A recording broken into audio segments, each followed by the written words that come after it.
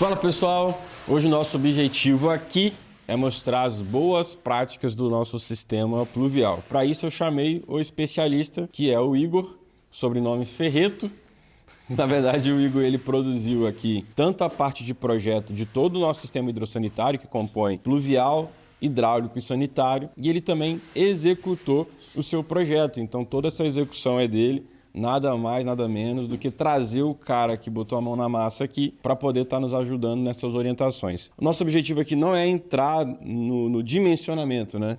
No detalhe do porquê. E sim trazer uma visão para você do momento que essa mão de obra tem que estar na obra. Então, toda a gestão disso, nós temos um contrato de empreita com ele. Então ele recebe por medições. O serviço dele é um serviço extremamente complexo no nosso cronograma, porque trava outras demandas, mas ao mesmo tempo a gente precisa que ele faça a instalação, teste a instalação, para que a gente possa seguir para a próxima etapa. Então, o tempo dele no nosso cronograma é extremamente importante. E trazer principalmente quais são os pontos que você que está gerenciando a obra, ou você que é o engenheiro da obra, ou você que está projetando a obra, quais são os pontos de cuidado, de atenção que você precisa ter ao longo da execução. Então, o que a gente fica olhando aqui na execução dele, para que fique um sistema duradouro, um sistema que vai trazer qualidade construtiva e que vai ter durabilidade aqui por anos, né? Porque às vezes o sistema funciona uma semana. Quando você entrega a casa, começa a dar problema. Sempre assim. Entregou, começa a dar problema. Então, aqui a gente está fazendo um sistema para que dure pelo menos aí 15, 20, 25 anos, ou até mais, sem trazer problema. Então, Igor, se apresente aí pro pessoal. É isso aí, é um prazer estar com vocês aqui do Método Elite. Sou Igor Gabriel, engenheiro civil. Na verdade, hoje me chamo de empresário, né? Que engenheiro, eu coordeno as equipes de projeto, de obra, então não tenho função efetiva, aprendendo com o Israel sobre isso. E, cara, o Israel falou uma coisa muito importante. Você, que é incorporador, construtor, você não tem que saber no detalhe. Se você quiser aprender o detalhe de tudo, como é que cada coisa funciona, você vai acabar não aprendendo nada. Então você tem que saber pontos estratégicos, indicadores que faça você bater o olho e falar, tá ok, vamos fazer a medição, vamos pagar. E com isso você tem que ter o quê? Bons parceiros do seu lado, bons projetistas. Aqueles caras sim, eles precisam entender no detalhe, no micro da coisa, para te passar a bola redonda. E você tem que confiar nele, e para você confiar nele, esse cara tem que ser bom. Então, a primeira dica que eu já deixo aqui para você é: encontre bons projetistas. E aí, você vai viver uma vida mais tranquila. Agora, né, Israel, o que você acha dessa primeira coisa que eu falei aqui? Perfeito, é isso mesmo. Assim, eu sou um empresário, vamos dizer assim, curioso, ou questionador. Eu acho que é muito importante você ser curioso, questionador e saber o porquê, mas não quer dizer, por exemplo, eu não sei dimensionar uma rede pluvial, no detalhe toda a norma, como o Igor sabe, porque ele é um especialista no assunto, mas eu posso vir questioná-lo porque eu sei o básico necessário para que eu tenha esse nível de entrega. E aqui a gente vai começar já com o primeiro ponto básico, que é por que essa tubulação é cinza. Bom, a gente está trabalhando aqui com a linha série reforçada e eu estava tentando pegar aqui diferenciais que nós temos, e esse é um diferencial que na verdade não é um diferencial. É uma obrigação. Fala um pouco, pessoal, sobre o uso da linha reforçada. Linha reforçada em pluvial é obrigatório por norma e também pelas indicações de fabricante. Por quê? Não é incomum você ver um tubo pluvial, por exemplo, que tem um entupimento e aí o tubo ele acaba chupando, né? E estragando e dando vazamento, soltando peça. Por quê? Porque ele tem uma pressão diferente do esgoto. Então é todo um sistema completamente diferente do esgoto. Por isso que a gente precisa usar a linha de série reforçada. É justamente para isso, porque é uma série muito mais forte, que aguenta muito mais impacto. Então é a série obrigatória por norma. Então todo pluvial ele é obrigatório ser em série reforçada. Ponto. Isso não tem como fugir. Casa térrea, casa de 2 pavimentos, prédio, todos os pluviais precisam ser em série reforçada, obrigatoriamente. Então isso aqui não é nenhum diferencial, apesar de a gente não enxergar isso em todas as casas. Ele acaba sendo um diferencial porque a maioria das pessoas não segue. Não segue, então, na hora da venda, você consegue falar isso pro cliente e o cliente vai lembrar, pô, meu vizinho teve mesmo um problema lá na casa dele, então era só a tubulação, o tipo de tubulação evitaria eu já vi vazamento que estragou R$90 mil. Entrou numa adega, que gastou 1 milhão. Olha aí. Um closet. Estourou o tubo e, cara, tem coisas que fazem o tubo soltar e tem coisas que fazem o tubo rachar, quebrar. E aí sim entra a série reforçada nessa jogada. Perfeito. Aí já vem a primeira dúvida da grande maioria das pessoas que às vezes não tem um contato que a gente já tem com os sistemas, que é o adesivo. E aí, rede pluvial, rede sanitária, vamos focar só na pluvial agora. É colado ou não é colado? É colado, a gente faz tudo colado, ou seja, tudo com adesivo. Por quê? Vou explicar o motivo. Lembra que eu falei que o pluvial ele funciona de uma forma completamente diferente do esgoto? Justamente pela pressão que ele exerce. Hoje a gente tem tido chuva cada vez menos programadas, com volumes altos, então a gente precisa estar preparado para isso. O que eu identifiquei? Quando eu comecei a executar sistema hidrossanitário, no teste estourava um monte de anel. Então eu falei, cara, se tá estourando no teste, se essa tubulação entupir, vai estourar, porque é a mesma pressão. Se entrar folha dentro da tubulação ou se fechar mais a boca do meu pluvial, vai exercer uma pressão nessa tubulação e vai acabar estourando. A partir desse momento, eu passei a colar todo o meu pluvial. Porque pluvial pode passar numa área, por exemplo, num gourmet, numa área nobre da casa. Aqui mesmo, numa sala. Uma sala, num closet. Então, uma vez eu estava fazendo um teste que o pluvial estourou na minha cabeça, era num puta de um gourmet. Se estoura esse pluvial na construção da pessoa usando, ia ser um prejuízo muito grande. Então, a partir daí, a gente passou a usar adesivo em todo o pluvial. E aí eu vejo que o seu adesivo aqui é azulzinho, né?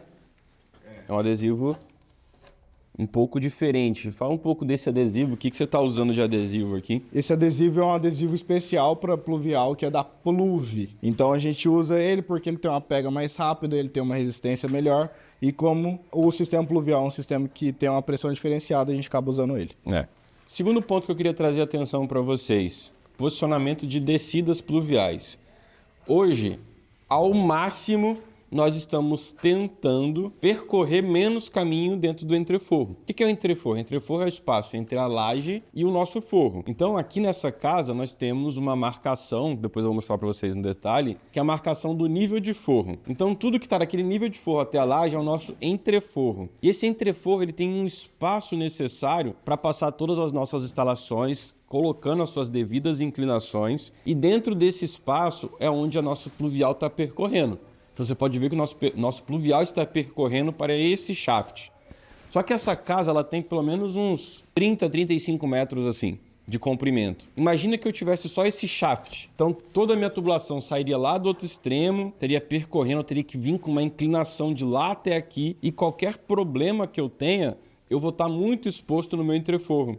Então por isso que ter um casamento entre engenharia e arquitetura é ideal, que é para você colocar vários shafts estratégicos. A gente vai mostrar para vocês já esses posicionamentos de shaft para que você tenha menos caminho percorrido no entreforro. E um ponto de detalhe que nós temos aqui, essa casa é uma casa de laje impermeabilizada. Até inclusive quando eu conheci o Igor, ele não gostava, acho que ele ainda não gosta do sistema de laje impermeabilizada. Eu, por ser construtor, já odeio telhado. Choveu, eu já tenho um pesadelo quando eu penso em telhado. Ainda mais se for telhado em casinhas de platibanda, que aí vira uma piscina. Então, assim, falta de manutenção nas calhas, entupimento por qualquer tipo de situação. Alguém vai subir no telhado para botar um ar-condicionado, fura uma telha, uma antena. Então, são tipos de coisas que acontecem. Você que é construtor, talvez você vai se conectar com a minha realidade agora, que é o grande problema de ter telhado. Então, eu prefiro ter uma laje impermeabilizada, trazer uma empresa competente. Laje impermeabilizada não é brincadeira, não é uma coisa que é só ir lá passar um produtinho, não. Existe cada tipo de cobertura tem um sistema de impermeabilização adequado. Inclusive nessa casa que a gente está usando uma membrana acrílica e a gente tem ali vários pontos de captação pluvial para que a gente tenha um menor caimento de contrapiso. Porque se eu for manter distâncias grandes entre os meus pontos de captação, eu vou precisar ter um grande contrapiso, porque como aqui eu tenho vários pontos espalhados, eu tenho um pequeno contrapiso porque eu tenho uma distância entre um ponto e outro pequeno. Mas quando a gente está falando de laje impermeabilizada, eu tenho um sistema de impermeabilização que entra dentro da tubulação. Então imagina que eu tenho uma tubulação de 100 e eu vou colocar uma manta asfáltica. Para você colocar uma manta asfáltica na tubulação de 100, a gente tem a flor, que a gente chama, que é a manta que sai de dentro para fora. E depois a gente tem a manta que entra de fora para dentro. Só aí você reduziu essa tubulação de 100, a boca vai reduzir para 60, 50, por causa do preenchimento da manta. Então, um detalhe que o Igor colocou no nosso projeto, e é um item que eu te recomendo até essa observação, é o alargamento da boca, não é não, Igor? Isso, o alargamento da boca, a gente usa uma redução de 150 para 100.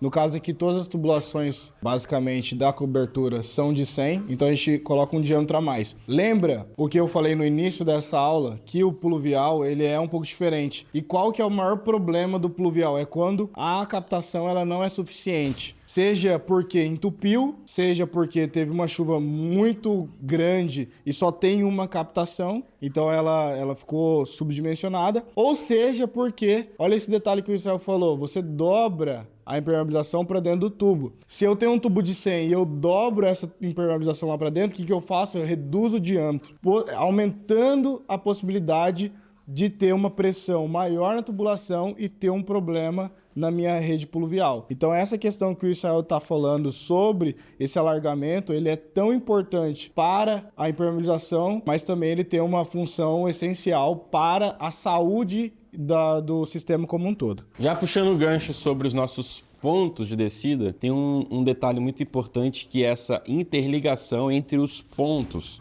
Então hoje nós temos pontos que se interligam antes de chegar aqui na minha descida. Isso foi feito de propósito, né? A gente faz de propósito e a gente tem várias formas de fazer isso. Nessa casa, a gente separou por quadrantes a laje, cada quadrante a gente saía com 2 tubulações. Então aí a gente fez essa união para cá, porque se um ponto entupir, a gente tem o outro ponto. Vou mostrar aqui para vocês, ó. Aqui tem um ponto de interligação, só para vocês entenderem.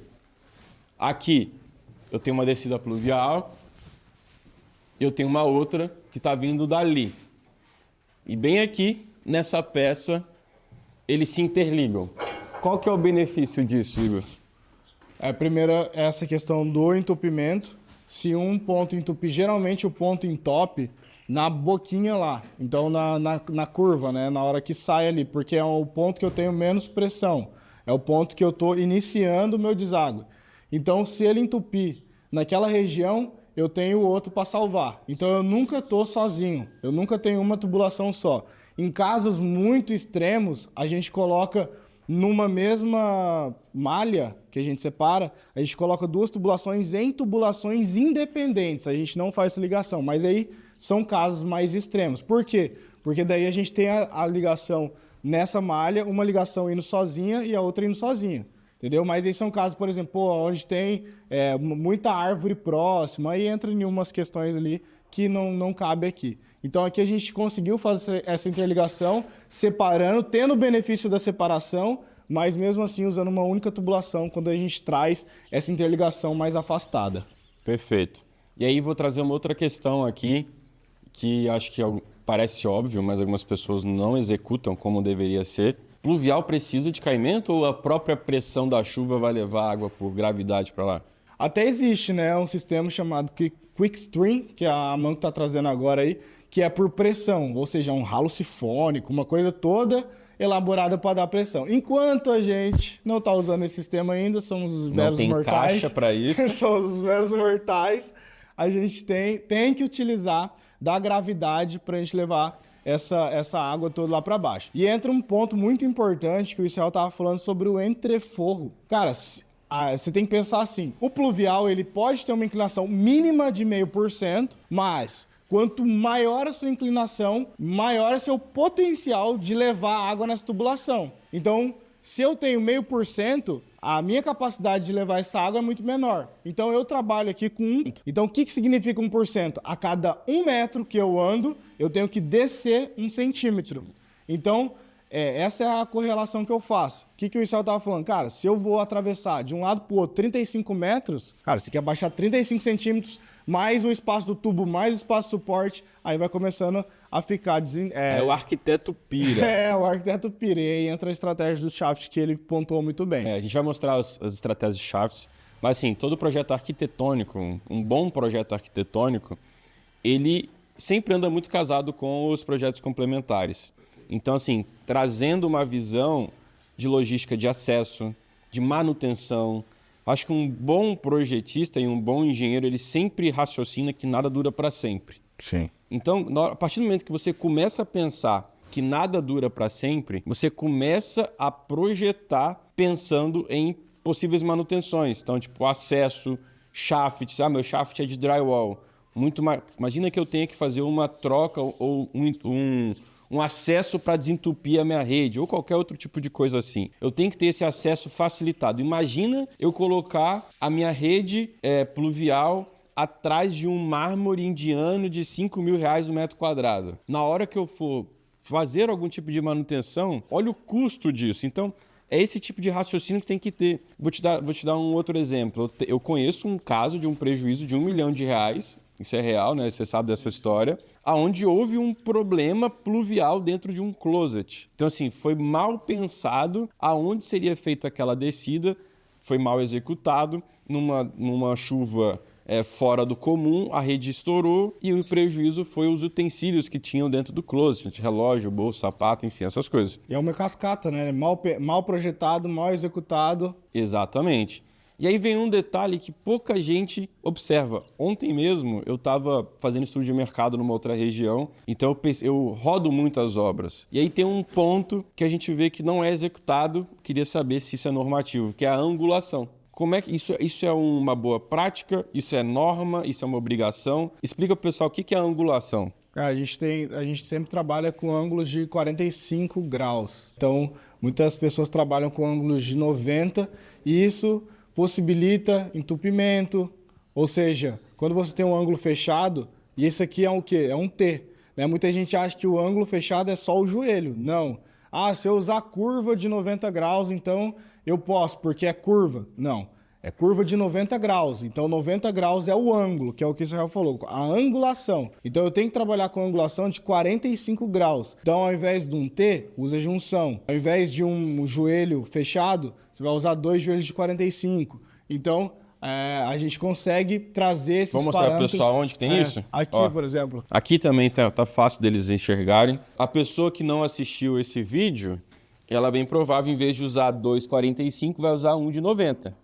E aqui a gente tem uma angulação de 90 graus. No nosso caso aqui a gente tem 2 de 45. A gente tem 45 mais 45. Aí a gente consegue fazer essa diferença. Se você fazer, Igor, mas não é a mesma coisa de colocar uma curva curta ali ou um joelho de 90 graus? Não, não é. Você pode pegar 2 peças de 45 graus e colocar uma na outra, que você vai ver que não é a mesma coisa, tá? A gente já comprovou isso, já provou, pode ir na fé. Então isso aqui também, essas questões de angulações, elas são normativas. Por quê? Porque se eu facilito o entupimento, eu vou ter problema na minha tubulação, porque eu vou aumentar a pressão nesse pluvial quando chover. Então tudo isso também vai trazendo menos manutenção e mais vida útil para sua tubulação. Outro ponto de boas práticas, eu virei o entrevistador aqui, né? Tô só levantando a bola para o Igor responder.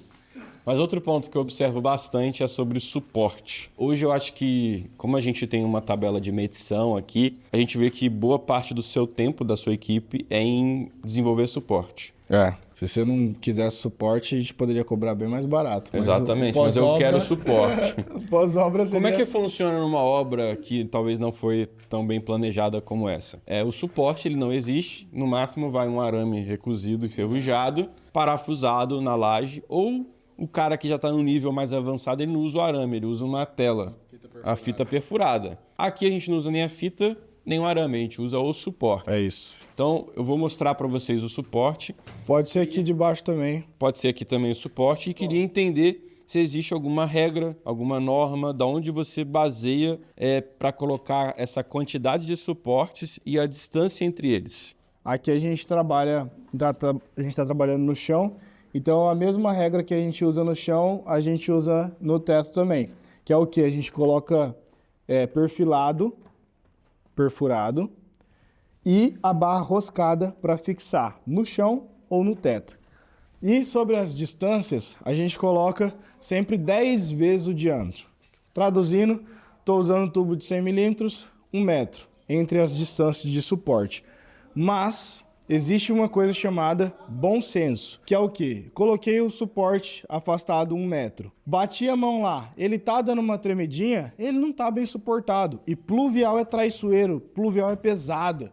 Se você pega 3 tubos desse aqui, coloca na fita perfurada, enche eles de água e você vai ver quão pesado ele vai ficar. Não vai dar conta, não segura. Então, por isso que a gente usa o suporte tão robusto. Isso aqui custa dinheiro, aumenta o custo um pouco da obra, mas elimina pós-obra. Se um tubo desse cai do suporte, cede ali, ele vai dar vazamento, porque ele não vai ter mais a geometria ali, né? Todas as tubulações que você colocou, as peças, do jeito certo. Ele vai começar a forçar e vai dar vazamento. O que a gente mais vê, inclusive ontem a gente viu isso, não é nem questão de cair, mas questão de não ter o suporte necessário e a tubulação embarrigar. Então, aí ela embarriga, ela começa a forçar as conexões, que são os extremos. Ela forçando a conexão, num pluvial de uma chuva mais forte, ele vai vazar. Lembra que eu falei para vocês que a gente está construindo algo para durar muito? Isso. Então, assim, não quer dizer que o seu sistema, nunca deu problema. Calma, garoto. Calma, não chegou a hora ainda. Não chegou os 20 anos de casa ainda. Se não deu problema é porque não chegou no final ainda. Tem lá suas garantias, tem vício construtivo. Então, assim, você pode fazer mal feito. Não quer dizer que vai dar problema agora. Mas estou falando no longo prazo, numa chuva diferenciada. A gente tem hoje, eu como o dono da obra, e nesse caso aqui eu sou o dono construtor. Então, eu tenho 3 coisas que eu preciso estar equilibrando, que é tempo da minha obra.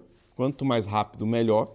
Então, inclusive, a gente tem hoje soluções aqui para que essa obra, uma obra de 700 metros quadrados, seja feita em 14, 15 meses. Então, a gente tem uma preocupação pela velocidade, a gente tem uma preocupação pela qualidade. Então, precisa ter qualidade, eu preciso não ter pós-venda, essa casa é para venda, então eu preciso ter diferenciais que façam com que minha casa tenha mais liquidez e tenha o custo, até porque essa casa é para venda. Então, se eu quero só qualidade, eu vou gastar muito.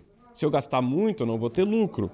Então, é uma balança entre tempo, custo e qualidade. Assim, a gente vai tomando as nossas decisões para que a gente tenha essa balança equilibrada entre custo, tempo e qualidade. Então, tem coisa que faz sentido investir. Faz sentido investir melhor no sistema, que é o sistema que mais dá pós-venda, sistema hidrossanitário. Então, a gente hoje investe mais em tecnologia, em ferramenta, em teste, gasta mais tempo, para que eu não tenha isso como um pós-venda. E isso é um diferencial para a venda das minhas casas, que a pessoa que entra aqui, que visualiza o cuidado que a gente teve até com as coisas que vão ficar escondidas, ele prefere, às vezes, quando compara esse produto com outro produto, falar, cara, eu sinto mais confortável em comprar uma casa que foi bem executada, porque lá na casa da minha mãe eu tenho um problema de vazamento. Lá na casa que eu morei alugado, eu tenho infiltração. Então ele vai acessando a memória dele de todos os problemas que ele já teve e que grande parte foi causada pelo sistema hidrossanitário. Isso como um todo, né? Pluvial, hidráulico e sanitário. Sendo que aqui nessa casa ele sente segurança por ter tido um sistema bem feito. Bom, você deve estar se questionando por que essa tubulação está passando aqui por cima, porque normalmente ele iria por entreforro lá embaixo. Só que nós temos hoje uma arquitetura nessa casa, algo bem particular desse projeto, que meu entreforro do térreo ele é bem pequeno. Então assim, a gente tem uma sensação de laje bem fina lá embaixo, que eu não tenho entreforro suficiente para caminhar com essas tubulações. Então essa casa ela tem umas vigas que precisaram ser invertidas devido ao nosso vão. Então aqui em cima tem um monte de parede, lá embaixo é tudo aberto. Então todas essas vigas estão invertidas, onde vai ter um piso elevado. Por isso essas tubulações elas estão passando por cima do piso e não pelo entreforro. E aqui vai ser preenchido ainda de isopor, onde vamos fazer um piso mais alto, fechando todas essas tubulações. Agora eu queria mostrar para vocês os pontos estratégicos de shaft. Aqui nós temos um primeiro shaft que está percorrendo aqui e está descendo num shaft lá embaixo, que inclusive, é dentro do depósito. Aqui a gente não conseguiria descer reto, que seria o melhor dos mundos, justamente porque a gente tem pontos específicos, tanto de shaft aqui em cima, como lá de baixo. Então a gente tem que compatibilizar esses dois mundos. Então o interessante é sempre descer reto, mas se não der, beleza, a gente fez aqui a desvio para descer no shaft ideal lá de baixo, que é o que o Israel acabou de comentar. Exatamente. Então lá embaixo a gente tem um depósito, um shaft e um depósito. É um depósito aqui embaixo e aqui é uma parede onde vai ser o shaft. Outra coisa também que, querendo ou não, facilitou é que em vez de fazer suporte, que são essas peças na altura, aqui foi feito suporte no piso, querendo ou não, um pouco mais fácil de ficar trabalhando na altura. Então, fazer o suporte no piso encurtou o nosso tempo. Certo, Igor? Certo. Então, eu tenho desconto. Descontinho no final da obra. Vindo para cá, nós temos o corredor dos quartos e vocês podem observar aqui na minha esquerda, onde nós vamos ter as nossas floreiras. Então, nós temos também aqui as nossas tubulações de captação pluvial, onde também vai ser preenchido e está descendo num outro shaft ali da frente. Então aqui, imagina que eu tenho o extremo ali, estou chegando aqui mais ou menos na metade da casa e bem aqui no meio nós temos o nosso outro shaft. Então, meio da casa, bem aqui atrás do câmera, nós temos uma outra descida que está recebendo as tubulações aqui do meio. Então, bem aqui eu tenho um armário, tá? Aqui é a entrada do meu quarto, bem aqui a entrada, aqui vai ser um armário e esse armário vai ter uma lateral falsa, aonde vai estar escondendo tanto essa tubulação pluvial quanto essas subidas aqui de rede de ar-condicionado. Então, bem aqui é um armário. Então, estamos no meio da casa. Voltando para cá, vamos para o outro extremo. Novamente, vindo para cá, aí você pode observar que toda a minha floreira que está aqui, está descendo no meu shaft aqui. Então, aqui ela tem uma descida individual. E aqui, vindo para cá novamente, nós temos na minha outra extremidade um outro shaft. Então, se você observar o projeto visto de cima, eu tenho um shaft no extremo, numa extremidade da casa, extrema direita, eu tenho um shaft no meio da casa e eu tenho um shaft aqui no meu extrema esquerda. Assim, eu dividi todo o caminho que poderia estar percorrendo de tubulações no meu entreforro em 3 shafts. Isso faz com que esse caminho seja menor, eu precise de menos espaço de entreforro para inclinação, trazendo mais durabilidade e segurança para o meu sistema. Agora, falando de segurança mesmo, eu vou pedir para o Igor explicar para vocês o teste. Então, assim, essas redes aqui todas foram testadas. E como é que foi testada? Uma coisa que eu acho engraçada, você pode observar que o sistema está muito bem feito, enfim, e toda vez que a gente testa, a gente acha problema. E aí eu até brinquei com ele, falei, Igor, eu fiquei anos na minha vida não fazendo teste e não deu problema, porque quando a gente testa dá problema, né? Então, assim, como é que é feito esse teste? Então, muitas vezes você tá aí, você não testou sua rede no limite dela, como nós estressamos as nossas tubulações para que entenda o limite dela. Então, muitas vezes você hoje tem aí na sua casa um probleminha de fissura na tubulação, uma conexão mal encaixada, que talvez por não ter chegado ainda no extremo dela, esse problema não está aparente, mas o problema existe. Aqui na nossa casa, a gente leva toda a tubulação ao seu extremo, então a gente entende é erro de fabricação de peça a gente encontra. Fazemos a substituição, testamos de novo, após o teste, libera para a próxima execução. Então aqui hoje, a gente está fazendo o nosso contrapiso. E esse contrapiso ele só foi liberado depois que a gente testou a rede pluvial, a rede sanitária e agora a gente tem essa etapa liberada. Por isso que eu falo que a gestão dessa mão de obra, que é do sistema hidrossanitário, é tão importante para todo o nosso composto de contratos que temos aqui na obra. Porque pode travar contrapiso, pode travar reboco, pode travar forro. Então, não adianta você liberar um forro se você não tem o pluvial testado. Não adianta você liberar o contrapiso se você não tem o sanitário testado. Não adianta eu liberar as paredes dos banheiros se eu não testei o barrilete, não testei a hidráulica. Então, se você quiser ter uma obra bem feita, você executa, testa e libera a próxima etapa. Executa, testa e libera a próxima etapa. Então, isso requer um planejamento de atividades, um casamento de atividades muito preciso para que você tenha uma boa execução dentro de um espaço-tempo. Agora, vamos lá. Como é que a gente testou essas tubulações, hein, Igor? O Israel falou aí que acha engraçado, né? Que testa e dá problema. Eu realmente não acho muito engraçado, não, porque a gente acaba tendo que fazer ali. E a parte de teste é uma parte de muita felicidade pra gente, né? Porque a gente vai fazer o teste, dando certo, tudo ok. O patrão já faz a medição, então é assim que a gente faz aqui. Então é uma hora de muita felicidade. Din-din no bolso. Din-din no bolso. E, cara, basicamente o Israel explicou muito bem aqui sobre o teste. Muitas vezes a gente não vê o problema porque a tubulação simplesmente não chegou ainda no ponto que ela vai dar problema. E aqui, todos os testes que a gente faz no estresse limite assim da tubulação. Como que é feito isso? A gente fecha a tubulação lá embaixo, Vou mostrar para vocês agorinha. Tá fechado ainda. E enche tudo de água. Então imagina, aqui a gente está numa casa de 2 pavimentos. A gente enche até sair água lá na laje. Então a gente tem aqui 6 metros de coluna d'água, todo cheio, dando pressão na tubulação, que é lá embaixo. O que a gente está simulando aqui? Um entupimento. Se entope lá embaixo. Se entope lá embaixo, você vai ter toda essa água presa na tubulação. E aí é o pior cenário que existe. Se entope na metade, você vai ter da metade para cima. Então ali você ainda tem uma folga. Se entope na entrada, você vai ter quase nada de água na tubulação. Então, beleza. Agora, se entope lá embaixo, aí sim, você gerou o estresse máximo na tubulação. Então, basicamente, o que a gente faz? A gente tem 2 pontos. Laje, piso. A gente fecha o piso com um cap, trava esse cap, enche de água. Encheu de água, espera 2 horas.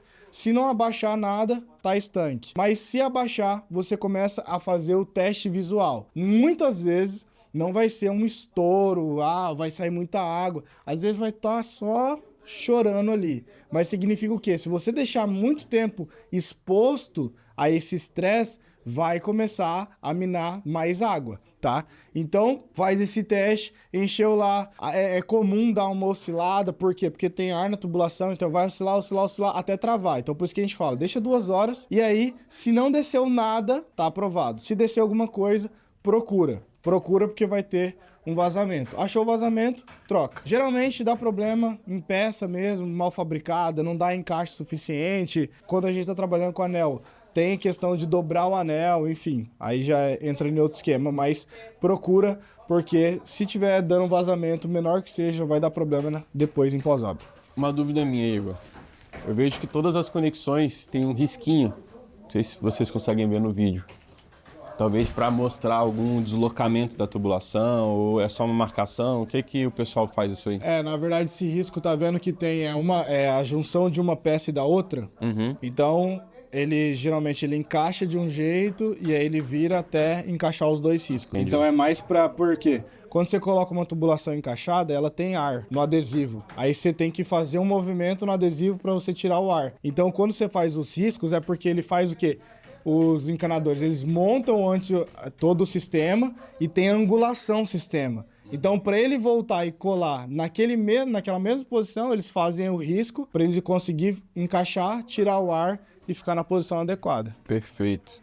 Bom, vocês já observaram como está funcionando a distribuição aqui no pavimento. Agora a gente vai mostrar para vocês lá no térreo, chegando na nossa caixa, que é de saída da rede pluvial da nossa casa. Vamos lá. Ali a gente tem essa drenagem ali, numa área menor, então o tubo está de 75. Aí a gente joga tudo aqui para dentro desse cenário aqui, ó. Então a gente tem um shaft aqui na área de depósito, onde esses 4 primeiros tubos aqui, eles são de pluvial, né? E aqui são de esgoto. E aí a gente vai avançando, né? Vamos avançar para ver as outras tubulações.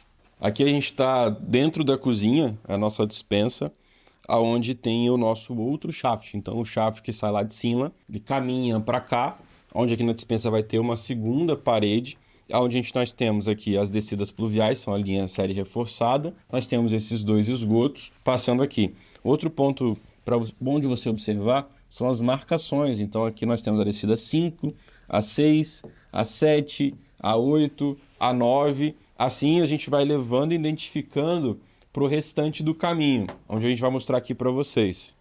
Aqui a gente desceu pelos shafts, trouxe toda aqui para nossa área externa. E aqui a gente tem as marcações, ó, que o Israel acabou de comentar. E aqui tem a trava que eu comentei para teste. O que a gente faz? Isso tudo aqui são os nossos cleanouts, os nossos pontos de inspeção. A gente não usa caixa de inspeção aqui porque isso daqui é muito mais inteligente, rápido, mais barato do que usar caixa. Então aqui a gente faz esse travamento para encher de água a tubulação. Se a gente não tem esse travamento muito forte aqui, ela acaba estourando, porque a pressão vai ser de 2 pavimentos. E aí não suporta. Então a gente faz esse travamento em todos os caps aqui embaixo, tem pegando essa amplitude aqui, para fazer o teste de forma adequada. Então basicamente é isso, a gente mostrou lá em cima, viemos correndo aqui agora mostrando essa externa, e assim a gente finaliza o nosso pluvial lá na frente, onde a gente vai jogar na caixa. E a gente sempre tenta jogar de forma organizada, tanto quando a gente está saindo lá de cima, a gente vem aqui para os shafts, tudo organizado, porque essa organização que a gente inicia lá, a gente termina aqui, onde tem uma organização que fica muito mais fácil caso tenha que dar alguma manutenção futura. Bom, pessoal, essa foi a nossa aula de pluvial. A nossa rede, inclusive, está parando exatamente aqui, onde foi feito os nossos testes. Daqui para frente, a gente vai apenas conectar na caixa. Vamos preencher aqui ainda com areia, né, para fazer a proteção, aterrar, e aí ficamos apenas com os cleanouts, que são esses pontos de acesso aqui na grama, para poder fazer as nossas devidas manutenções de limpeza, entupimento ou alguma coisa assim do tipo. O objetivo da aula hoje não foi mostrar como se dimensiona, esse não é o objetivo aqui do nosso vídeo, e sim mostrar boas práticas para que você possa replicar aí na sua obra também.